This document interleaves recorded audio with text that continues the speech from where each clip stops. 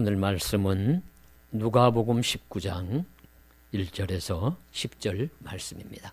예수께서 여리고로 들어가 지나가시더라. 삭개오라 이름하는 자가 있으니 세리장이요 또한 부자라. 그가 예수께서 어떠한 사람인가 하여 보고자 하되 키가 작고 사람이 많아 할 수 없어 앞으로 달려가서 보기 위하여 돌무화과 나무에 올라가니 이는 예수께서 그리로 지나가시게 되밀어라. 예수께서 그곳에 이르사 쳐다보시고 이르시되 삭개오야 속히 내려오라. 내가 오늘 내 집에 유하여야 하겠다 하시니 급히 내려와 즐거워하며 영접하거늘 무사람이 보고 수군거려 이르되 저가 죄인의 집에 유하러 들어갔도다 하더라. 삭개오가 서서 주께 여짜오되 주여 보시옵소서. 내 소유의 절반을 가난한 자들에게 주겠사오며 만일 누구의 것을 속여 빼앗은 일이 있으면 네 갑절이나 갚겠나이다. 예수께서 이르시되 오늘 구원이 이 집에 이르렀으니 이 사람도 아브라함의 자손이미로다. 인자가 온 것은 잃어버린 자를 찾아 구원하려 함이니라. 아멘. 일본의 유명한 문학가로서 오에 겐자부로라는 사람이 있습니다. 그의 존재만으로도 일본의 다른 문학을 하려고 하는 사람들이 붓을 꺾었다 할 정도로 대단한 실력가였고 결국은 노벨 문학상을 수상하기까지 하였습니다.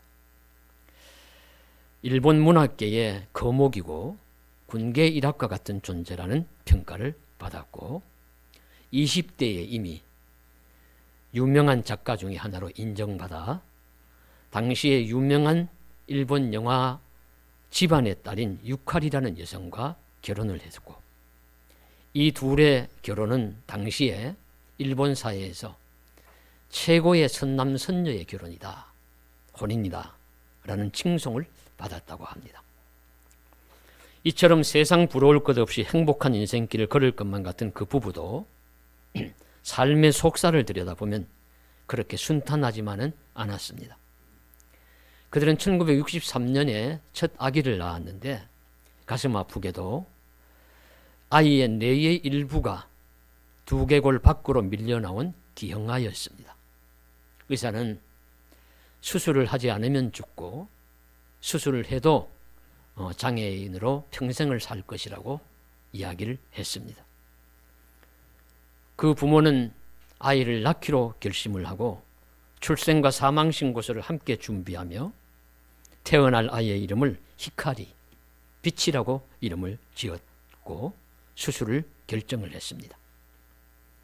태어난 아이는 수술을 받았고 의사의 예고대로 살았지만 중증장애를 가지고 있었습니다. 언어장애, 행동장애, 자폐증, 그리고 종종 간질발작도 일으키는 중증장애인이었습니다. 그렇지만 그 부부는 빛이라는 이름을 지은 이 아들 히카리를 지극한 헌신 정성으로 길렀습니다. 그 아이는 자라서 자신의 생각과 감정을 말로는 다 표현 못하지만 음악으로는 표현할 정도가 되었고 두 장의 음반을 낸 작곡가가 되었습니다. 그때 그 아들이 음악으로 세상과 소통하자, 그렇게 자신을 표현하자 아버지인 오에 겐자부로는 자신의 인생의 숙제를 마쳤다는 의미에서 창작을 중단하고 절필을 선언해서 세상을 또 한 번 놀라게 했습니다. 그러면서 그는 말하기를 나는 줄곧 히카리를 치료하려고 노력했지만 내 아들의 음악을 처음 들었을 때 나는 내가 치료되는 것을 느꼈다. 자신이 치료받고 있었다 라고 고백했습니다. 오에 겐자부로 부부처럼 외향으로는 최고의 재능과 명성을 가진 선남선녀로서 만나 평탄하고 행복한 인생을 살아갈 것처럼 보이지만 속살을 들여다보면 그 부부가 얼마나 큰 아픔과 고통을 겪었을까 짐작할 수가 있습니다. 아픈 아이를 안고서 얼마나 눈물도 많이 흘렸을까요? 히카리, 빛이라는 이름을 지어주고서 아들이 세상을 밝히는 빛처럼 의미 있는 인생을 살라고 그렇게 키우기 위해서 얼마나 많은 사랑과 정성을 쏟았겠습니까? 이처럼 인생은 보이는 외면과 잘 보이지 않는 내면이 있습니다. 겉모습이 있고 속살이 있는데 서로 다를 수가 있습니다. 어떤 이는 외면이든 내면이든 다가온 어둠을 이기지 못하고 그에 굴복하여 살아가기도 하지만 이 오해 겐자보로 부부처럼 어둠을 이기고 빛으로 나아가는 자신들의 외양과 내면의 속살을 치료하면서 살아가는 사람으로 살아갈 수도 있습니다. 우리 모두도 예수님을 통하여 힘들고 어두운 면이 있는 속살이 있다 할지라도 치유받고 고침받아 빛처럼 밝고 따뜻한 사람으로 살아갈 수 있기를 간절히 소망합니다. 오늘 말씀은 삭개오라는 사람에 대한 이야기입니다. 삭개오란 이름의 뜻은 깨끗한 사람, 의로운 사람. 부모가 이제 그 이름을 지어주면서 깨끗한 사람으로 살아라, 의로운 사람으로 살아라, 그런 의미가 있겠죠. 그런데 그가 어떻게 살았느냐 이제 보면은요, 삭개오는 자신이 살고 있는 도시의 세리장이었습니다. 고위 공무원. 그리고 다행히 재물도 많이 모아서 부자였습니다. 그러니 겉모습은 화려합니다. 남부러울 것 없는 복된 인생길을 살아갈 것만 같은데 그의 인생 속살을 들여다보면 그렇지 못해요. 그의 약점이 있고 그 콤플렉스라고 할 만한 그런 것을 느낄 만한 것들이 그에게 있습니다. 과연 그런 어떤 콤플렉스라고 이름을 붙인다면 어떤 콤플렉스를 가지고 살아갈까? 우리가 추론해보면 첫째는 직업 콤플렉스입니다. 세리장이라는 직업 공무원이 당시 이스라엘에서 어떤 취급을 받았느냐, 이미 누가복음 15장 말씀 나눌 때도 이야기하고 종종 나누는 이야기인데, 우리 일제시대에 우리 조선 한국 사람이 일본 순사 하는 것과 같은 그런 취급을 받았으리라고 보여져요. 권세도 있고 재물도 있을지 모르지만 그러나 자기 백성에게 세금을 거두어서 자기도 차지하고 나머지는 로마에 바치고, 그러니까 악명이 높은 거죠. 자기 백성에게 인정을 못 받아요. 그래서 성경에 보시면 세리와 죄인, 세리 니꼴 죄인, 세리 즉 죄인이라고 인정을 받는 그런 사람들이었습니다. 그래서 그런 이제 유대인으로 살면서 그 일을 하는 직업 공무원으로서 열등감 있는 것이죠. 그런 이제 직업 콤플렉스가 삭개오에게는 있었다고 볼 수 있습니다. 둘째로 삭개오에게는 신체 콤플렉스가 있습니다. 오늘 말씀해 보시면 키가 작았다. 아마 작아도 많이 작았던 것 같아요. 적어도 제 정도만 돼도 괜찮을 것 같은데. 그런데 키가 많이 작아서. 이스라엘 어떤 학자들은 이스라엘에서 남자들이 키가 작다고 하면 얼마나 되느냐, 1m 50 이하 정도라고 말하기도 합니다. 어떻든지 뭐 정확하게 나타내진 않지만 매우 작았음이 틀림없어. 이것을 극복하지 못하고 그 열등감, 그 컴플렉스로 작용하고 있었을 것입니다. 셋째는 소외 콤플렉스입니다. 세리라는 직업, 또 부자, 그리고 자금, 이런 등으로 인해서 친구가 별로 없었던 것 같아요. 가깝게 마음을 터놓고 살 이웃이 별로 없었습니다. 그래서 홀로 사는 외톨이, 소외됨을 친구처럼 지내는 사람. 사람은 사람과 더불어 어울려 살아야 되는데 결코 행복할 수 없죠. 이것이 삭개오의 삶의 한 단면입니다.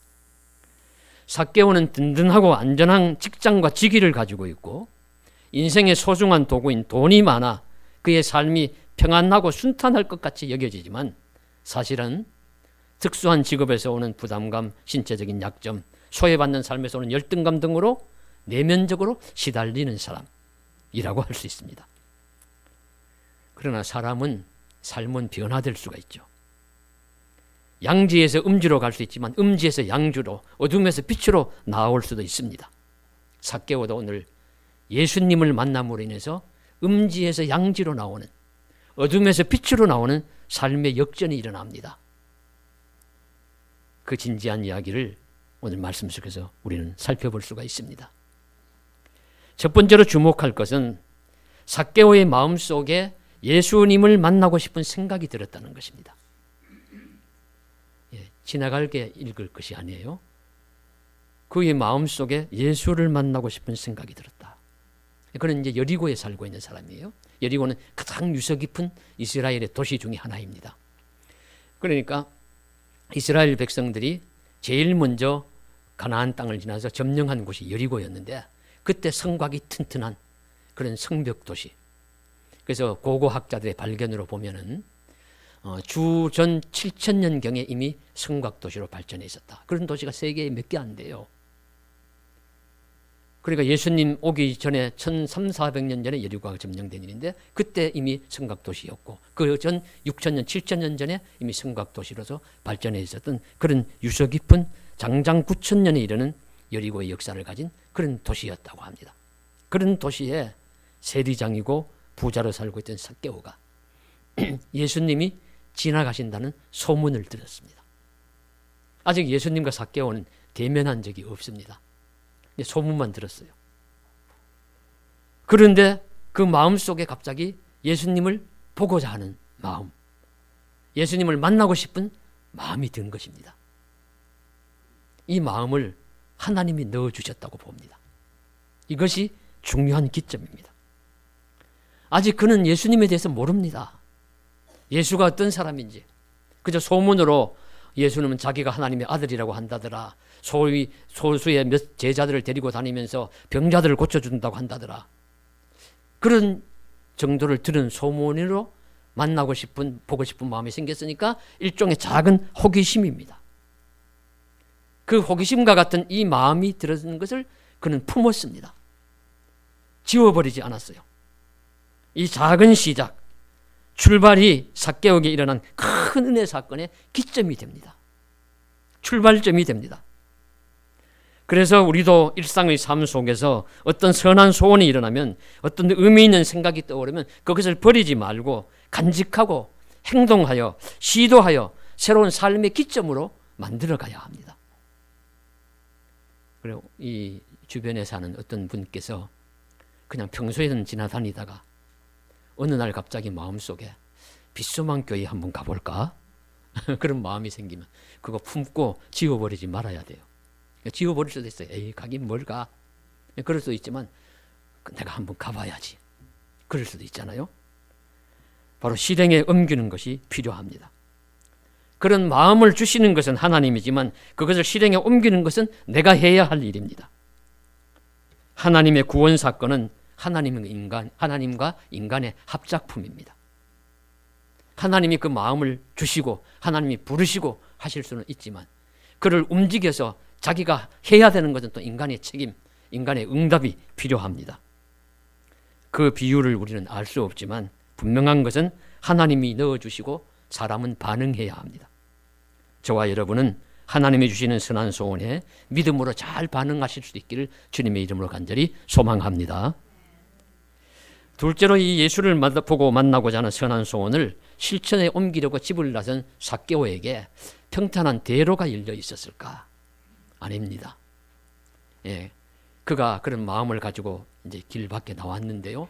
그를 가로막고 있는 장벽, 장애, 난관이 있었습니다. 두 가지 난관이 있었는데 하나는 사람이 많이 에워싸고 오니까 예수님이 보이지 않는 거예요. 예수님을 만나기가 어렵습니다. 또 하나는 키라도 크면 사람들 어깨 너머로 쑥 올라가서 볼 텐데 키가 작으니까 그것도 불가합니다. 이런 난관이 삭개오에겐 있습니다. 그러면 어떻게 하겠습니까? 에이, 그냥 돌아가자. 오늘은 안 되겠다. 사람이 왜 이렇게 많아? 하면서 돌아갈 수도 있겠습니다. 그런데 삭개오는 그렇게 하지 않았습니다. 어떻게 했습니까? 놀랍게도 예수님을 보고 만나기 위해서 앞으로 달려갔습니다. 무리가 쌓여서 오르니까 그 무리를 가로질러 가지고 앞으로 달려가서 길 옆에 있는 돌 무화과 나무 위에 올라갔습니다. 여러분, 키가 작은 사람이 종종 걸음으로 어른이 막 달려가는 것도 그렇게 유쾌한 모습은 아닙니다. 그러나 그런 시선에는 아랑곳 없이 먼저 달려가서 길 옆에 돌무화과 나무에 올라가서, 예전엔 뽕나무라고 번역하기도 했는데요.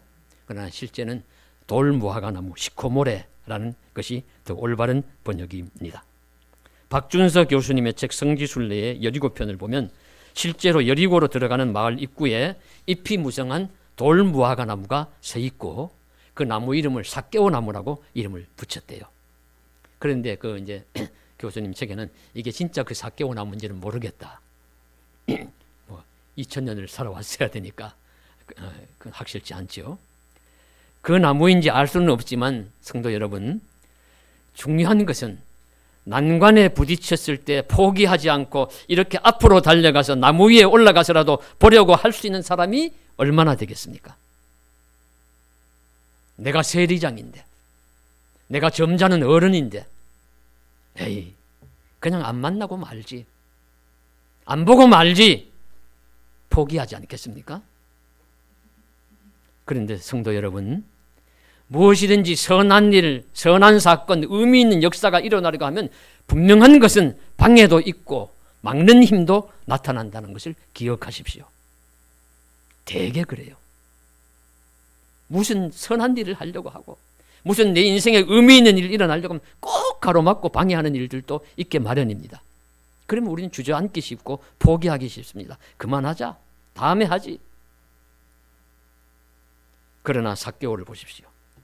앞으로 달려가서 나무 위에까지 올라갔습니다. 그도 많은 세리들을 부하 직원으로 둔 세리장입니다. 점잖은 어른입니다. 아무나 장합니까? 초등학교 우리 반장도 학생들이 지지해줘야 반장을 해요. 세리장 아무나 하겠습니까? 인정받아야 합니다. 그런 세리장인 삭개오가 예수를 만나고 예수를 보고 싶음을 이루기 위해 난간을 물리치는 이 강한 열정적인 행동을 했다는 것을 우리는 바라보아야 합니다. 이제는 호기심 정도가 아니라 강한 열망이 된 것이죠. 내가 이 열망을 이루고 말겠다. 가르쳐주는 중요한 진실은 우리도 어떤 일을, 선한 일을 이루기 위해서는 난관을 물리쳐야 한다는 것입니다. 서두에 말씀드린 오해 견자부로 부부가 심한 장애를 가진 아들이 작곡을 할 정도로 키우는데 그냥 된 것이 결코 아닙니다. 그의 이야기를 읽어보면 그들은 여러 가지 방법을 많이 사용했겠죠. 그 중에 하나, 새소리들을 녹음을 해가지고 아이에게 자꾸 들려주면서 이것은 무슨 새소리야, 이건 무슨 새소리야 가르쳐 주었대요. 그런데 그 아이를 데리고 어떤 휴가철에 휴양지에 데리고 갔는데 새 한 마리가 우니까 그 소리를 듣고서는 아이가 갑자기 이것은 흰눈 뜸북입니다, 흰눈썹 뜸북입니다 라는 말을 처음 했다고 해요. 부모도 놀랐죠.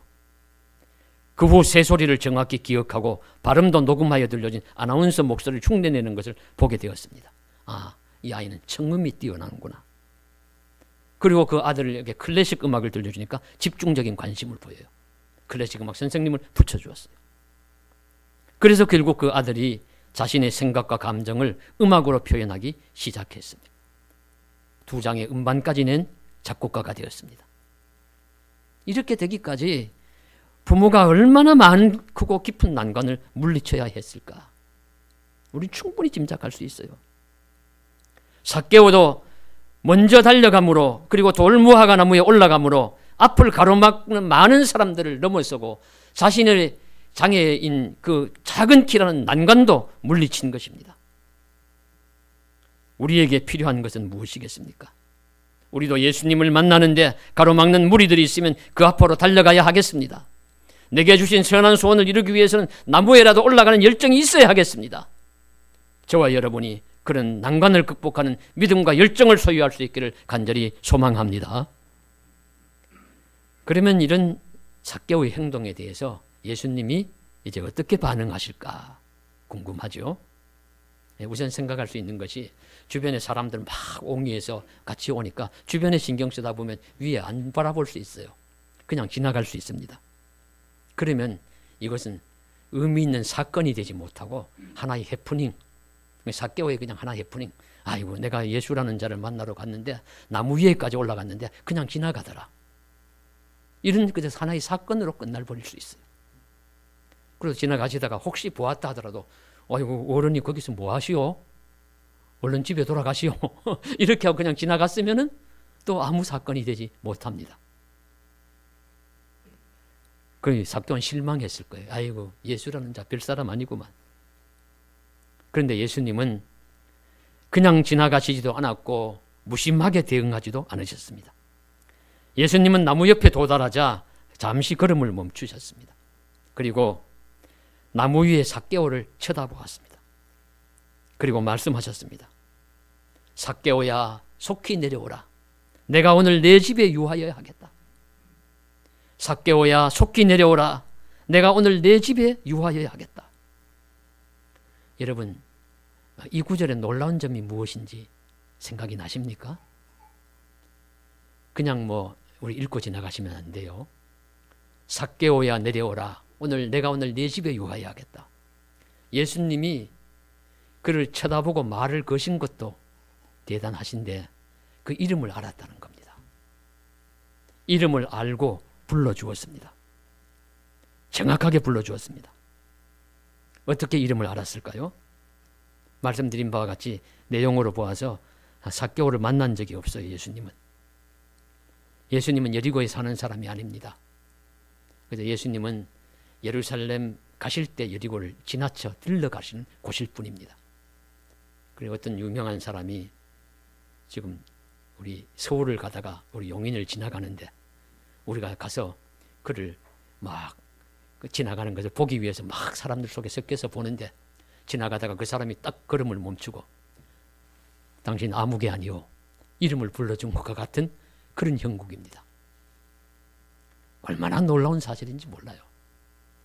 어떻게 알았을까는 전지전능하신 하나님의 아들이시니까 알으셨겠죠. 전지전능하신 하나님의 아들이시니까 다 아시니까 아셨을 것입니다. 그런데 중요한 것은요, 누구보다 놀란 것은 삭개오 자신이에요. 어떻게 내 이름을 알고 어떻게 나를 불러주실까? 얼마나 놀라고 감동받았겠습니까?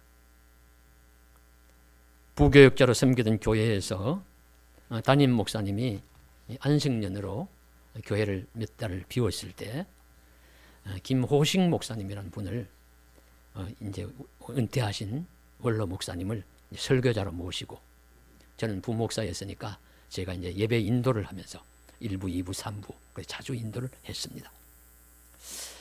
그때 우리 기도하시는 분들은 교회 성도님들이 많기 때문에 그래서 몇 년에 한 번 돌아올 정도예요. 그래서 한 분 한 분 주보에 이름을 내고 또 알려드리고 다음 주 기도입니다 하시면 이제 목회실에 들어오셔가지고 이제 설교자, 예배 인도자, 기도자 같이 기도하고 올라갑니다. 그런데 그 노인 목사님은 기도하러 들어오시는 분이 들어오시면은 주보를 두고 그 이름을 알아두었다가 성함을 불러주세요. 아이고 김마무개 집사님, 권사님 어서 오십시오. 기도합시다. 예, 말씀드린 바와 같이 이분은 주보를 보고 선이해가 있어서 아신 겁니다. 그럼에도 불구하고 그 이름을 불러주었을 때 오신 성도님들이 깜짝 놀라요. 감동을 받아요. 어떻게 내 이름을 불러줄까? 타 교회 목사님이시고 원로 목사님이 어떻게 내 이름을 아시고 불러주실까? 몸이 떨렸다. 이렇게 말씀하시는 분들 이야기를 종종 들었습니다. 한 사람의 이름을 불러준다는 것, 그 존재를 알아준다는 것이고 그 가치를 인정한다는 뜻입니다. 김춘수 시인의 꽃이라는 시를 생각해 보십시오. 내가 그의 이름을 불러주기 전에는 그는 다만 하나의 몸짓에 지나지 않았다. 내가 그의 이름을 불러주었을 때 그는 나에게로 와서 꽃이 되었다. 내가 그의 이름을 불러준 것처럼 나의 이 빛깔과 향기에 알맞는 누가 나의 이름을 불러다오. 그에게로 가서 나도 그의 꽃이 되고 싶다. 이름을 기억하고 불러주는 것은 잊혀지지 않는 존재가 되는 것이요, 의미를 가진 존재로 드러나게 하는 것입니다. 꽃의 이름을 불러주었을 때 꽃의 의미를 가지고, 꽃도 의미를 가지고 다가오는데 하물며 사람은 오죽하겠습니까? 존경하는 목사님이 충분히 알 수 있는 정보를 가지고 따뜻하게 이름을 불러주었을 때도 감동을 하는데 하나님의 아들 예수님께서 직접 내 이름을 기억하고 부르는데 놀라고 감동하지 않을 사람이 누가 있겠습니까? 예수님은 삭개오만이 아니라 오늘 이 자리에 모인 저와 여러분의 이름도 똑똑히 기억하시고 적절한 시기에 하나하나 그 이름을 불러주실 줄로 믿습니다. 생명책에 그 이름을 흐리지 아니하시고 기록하실 것은 물론이요, 결정적 시간에 모른 척하고 지나가지도 않을 것이요, 우리 이름을 하나하나 직접 호명해 주시고 우리를 불러주실 줄로 믿습니다. 사랑하는 성도 여러분, 여러분께서도 그런 역사, 그런 은혜의 역사가 일어날 줄 믿으시기를 간절히 바랍니다. 거기에 더해서 오늘 내 집에 유하여야 하겠다 말씀하십니다. 많은 사람 중에서 삭개오를 꼭 집어서 오늘 당신 집에 가서 지내고 싶다, 그런 의지 표현한 것이죠. 이 또한 황송하고 놀라운 일입니다. 보통 사람들이 유명 연예인, 정치인, 운동선수, 또 훌륭한 분 등 이를 만나기 위해서 애를 많이 씁니다. 한번 만나기 위해서, 그리고 뭐 공연을 한다면 일찍 가서 표를 새벽부터 가서 기다리면 사기도 하고, 표가 떨어지면 비싼 값을 주고 안표라도 구하고, 뭐 그것이 사회적 문제까지 되기도 합니다. 그렇게 해서라도 그를 만나고 그의 연주나 공연을 보고 싶어 하는 것이죠. 그런데 주님은 삭개오를 꼭 집어서 내 집에 가서 머물겠다, 친구가 없는 사람에게 친구가 되어주시고, 소외감과 외로움 속에 살던 사람 속에 자기를 인정해 주시고 자기를 존중해 주는 분을 만났으니까 얼마나 감사하겠어요. 그의 뭐 그동안의 소외감, 컴플렉스 다 치료되는 것입니다. 다 회복되는 것입니다. 예수의 말씀으로, 예수가 대하여 주심으로 다 치료되는 것입니다. 삭개오는 멀리서 바라보던 구경꾼과 관중의 자리에서 이제 사건의 당사자, 선한 주인공이 되었으니까 얼마나 기뻤겠습니까? 그래서 즐거워하며 예수님과 그 일행을 영접합니다. 그래서 감사한 나머지 그 삭개오는 이제 어떻게 반응을 했느냐 하면 급히 내려와 즐거워하며 영접하거늘. 이것이 첫 번째 반응이죠. 우리 충분히 이해가 갑니다. 막 너무 만나고 싶어 했는데 만나서 이름까지 불러주고 알아주고 당신 집에 가서 오늘 머물고 싶다. 아이고 감사합니다. 얼른 함께 가시죠. 그래서 그 모두를 데리고 이제 함께 가요. 가서 집에서 잔치를 열어요. 그리고 그 자리에서 삭개오는 대범한 결단을 하나 선언을 합니다. 영접하는 자리에서 주여 보시옵소서, 내 소유의 절반을 가난한 자들에게 나누어 주겠사오며 만일 누구의 것을 속여서 빼앗은 일이 있으면 내 갑절로 갚겠나이다. 자기의 재산을 반이나 가난한 자들에게 나누어 주겠다고 하고, 자신의 다른 사람의 것을 속여서 빼앗은 일이 있으면 4배나 보상하겠다고 선언합니다. 이웃을 위한 통큰 결단을 하는 것인데, 이것이 귀한 일인 것은 주님이 기뻐하시는 일이란 겁니다. 이 부분이 중요하지요. 주님이 바라시는 일입니다. 주님께만 만난 음식으로 자기 마음 표현할 수 있습니다. 그러나 삭개오는 한 발 더 나아가서 주님께 감사하니까 그분이 좋아하는 일을 하는 것입니다. 이것이 중요합니다. 부모님을 사랑하고 부모님을 원한다면, 내가 부모님의 은혜가 고맙다면 그분이 좋아하는 일을 해야 합니다. 정치인들이 입만 열면 나라와 국민을 위한다고 하는데 믿어지십니까? 그게 믿어지려면요, 나라와 국민을 위하면 나라를 위하고 국민을 위한 일을 할 때 그게 믿어지고 인정을 해줍니다. 좋아하는 일을 해야 하는 것입니다. 내가 하나님의 은혜를 많이 받고 누리고 했다면 하나님이 좋아하시는 일을 해야 합니다. 그렇지 않고 하나님을 위한다고, 국민을 위한다고 말만 하고 그리고 행동은 전혀 하지 않는다면, 딴 일을 한다면, 싫어하는 일을 한다면 그건 거짓이 아닙니까? 삭개오는 자신을 인정하고 자신을 회복시켜 주신 예수님께 감사하니까 예수님의 일행을 모시고 잔치를 벌일 뿐만 아니라, 그때 다른 이스라엘 유대 사람들은 말씀 보시면 흉봐요, 수군거려. 저가 죄인의 집에 들어갔다, 죄인과 함께 먹고 마신다, 아랑곳하지 않습니다. 예수님도 삭개오도 감사할 뿐입니다. 감사해서 잔치를 벌이고 대접할 뿐만 아니라 예수님이 좋아하시는 삶을 살겠다고 선언하는 것입니다. 가난한 자들을 위한 나눔의 실천, 혹여 자신이 잘못하여 다른 사람에게 피해를 입힌 것이 있으면 그에 대한 보상을 하겠다는 것은 주님이 원하시는 일이고 좋아하시는 삶입니다. 이것이 은혜 받은 자의 신실한 삶인 줄로 믿습니다. 우리도 주님의 은혜에 감사하면요, 주님이 바라시는 일을 해야죠. 주님이 기뻐하시는 일을 해야죠. 그런 일들을 잘 감당하는 저와 여러분 되시기를 간절히 소망합니다. 그래서 처음 시작은 작았어요. 작은 씨앗을 품은 것처럼 내가 예수가 누군지 한번 만나볼까? 한번 그 사람이 어떤 사람인가 얼굴이라도 한번 봐야지. 이렇게 시작해서 갔던 것이 이제는 예수님이 자신의 이름을 불러주고 함께 하자고 하니까 내려와가지고 영접하고 잔치를 벌이고 그분이 좋아하시고 기뻐하시는 일을 하는 사람으로까지 변모하게 됩니다. 작은 씨앗처럼 시작된 선한 시작이 삭개오의 경우처럼 크고 놀라운 은혜의 사건으로 확장될 수 있다는 말씀을 우리들에게 가르쳐 주시고 있습니다. 복된 사건으로 발전하는 것입니다. 그랬을 때 예수님께서 마지막으로 결론적인 선포를 하십니다. 오늘 구원이 이 집에 이르렀으니 이 사람도 아브라함의 자손이로다. 나는 잃어버린 자를 찾아 구원하려 왔노라. 인자가 온 것은 잃어버린 자를 찾아 구원하려 함이라. 세리장 삭개오도 아브라함의 자손임을 증거하시고 그도 하나님의 택한 백성이며 다른 이스라엘 백성들에게 결코 무시당하고 소외당할 사람이 아님을 선언하시었습니다. 말씀처럼 예수님은 잃어버린 자를 찾아 구원하시려고 이 세상에 오셨습니다. 우리도 겉모습과는 달리요, 우리도 잃어버린 사람일 수 있어요. 이 세상 사람들에게 누군가에게 따돌림을 받고 누군가에게 무시당하고 그런 잃어버린 자일 수 있습니다. 우리 주변에도 잃어버린 사람들이 많이 있을 수 있습니다.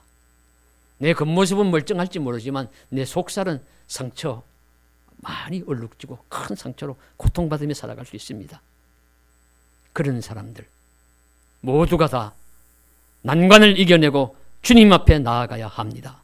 주님에게 감으로 나의 이름을 직접 듣는 역사가 나타날 수 있기를 원합니다. 그것이 너무도 감사하여 즐거이 영접하고 더해서 주님이 기뻐하시는 일들을 함으로써 나를 기억하고 불러주신 은혜에 보답할 수 있는 복된 삶을 살아가시는 저와 여러분 되시기를 주님의 이름으로 간절히 축원합니다.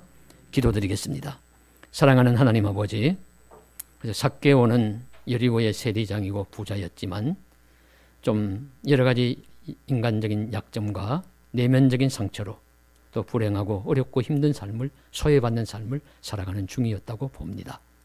그러나 그의 마음속에 일어난 작은 소망 그저 그거 품고 그대로 주님 앞에 나아가서 주님을 만나는 열망을 이루는 데까지 나아가므로 주님이 그를 이름을 불러주시고 그의 존재를 확인하시고 인정하시고 그의 집에 가서 함께 머물겠다고까지 말씀하실 때 그는 구원받은 자로서의 기쁨과 감사, 불러주신 은혜에 감사하는 그 표현 결단을 하면서 하나님께 영광을 돌리고 많은 사람에게 유익한 존재로 변화된 삶을 살아가는 줄로 믿습니다. 우리도 한 사람이 잃어버린 자 될 수 있고 우리 주변에 많은 사람이 또 잃어버린 자로 살아갈 터인데 그들에게도 이 복음의 기쁜 소식이 들려지게 해 주시옵소서.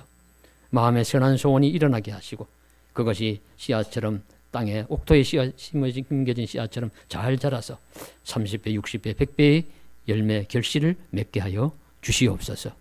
우리 주님 예수님 이름 받들어 간절히 기도드리옵나이다. 아멘.